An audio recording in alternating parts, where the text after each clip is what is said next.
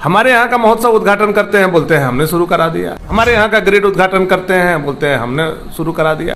तो आपके मुख्यमंत्री पावर प्लांट का शिलान्यास किए थे 2014 में फरवरी में, उसका उद्घाटन क्यों नहीं कर दिया? तुलसीदामर माइंस के बारे में क्यों नहीं बोलने का काम किया? घाघरा माइंस में बोलने का क्यों नहीं काम किया?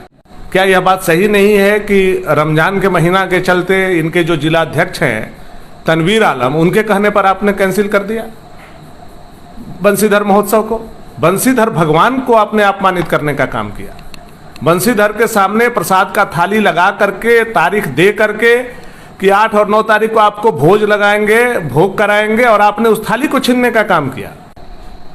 मिथिलेश ठाकुर जी, आप अगर यह साबित कर दें कि आपने सूचना कराया था या एसडीओ ने हम लोगों को सूचना दिया था बैठक का, ये केवल साबित हो जाए तो आज का आज बगैर 1 मिनट विलंब किए हुए मैं अपने विधानसभा सदस्य पद से इस्तीफा दे दूंगा।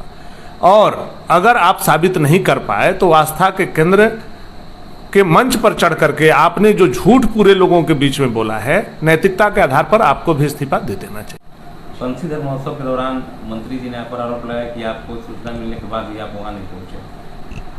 देखिए, जब मंत्री जी भाषण दे रहे थे और उसके बाद आप लोगों के माध्यम से भी मुझे जानकारी पहुंची और बताया गया कि मंत्री जी ने बंसीधर महोत्सव पर कम और हम लोगों पर ज़्यादा बोलने का उस दिन काम किया। उन्होंने कहा कि मैं जब बैठक बुलाया, यहाँ के स्थानीय विधायक नहीं आए।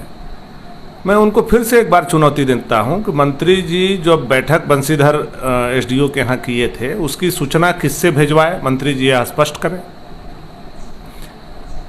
एसडीओ जो आईएएस ऑफिसर अपने आप को कहते हैं, वो बताएं कि किस माध्यम से हमको सूचना भेजने का काम किया। हम लोगों को जानकारी भी थी क्या कि हमारे माननीय मंत्री आ रहे हैं बैठक करने?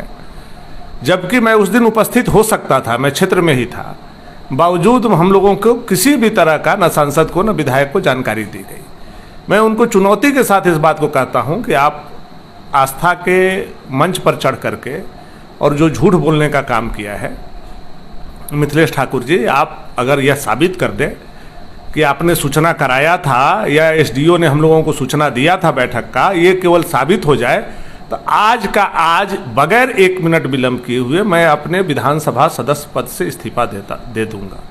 और अगर आप साबित नहीं कर पाए तो आस्था के केंद्र के मंच पर चढ़ करके आपने जो झूठ पूरे लोगों के बीच में बोला है, नैतिकता के आधार पर आपको भी इस्तीफा दे देना चाहिए। अगर आप में हिम्मत है तो हमारे चुनौती को आप स्वीकार कीजिए। एक झूठ उन्होंने नहीं बोला, कई झूठ उन्होंने बोला। पावर ग्रिड के उद्घाटन के बारे में भी उन्होंने बोला कि आपके विधायक उस समय नहीं आए। आपको मैं स्मरण करा दूं कि मैंने प्रिविलेज दिया हुआ है उस समय का, वो आज भी स्पीकर के यहाँ जिंदा है। विधानसभा चलने के दरमियान वो आकर के किए हैं। नियम ये बोलता है कि जब विधानसभा सत्र चल रहा हो तो किसी भी तरह का शिलान्यास या उद्घाटन नहीं किया जाएगा जब तक कि विधानसभा सत्र का सत्रावसान नहीं हो जाए।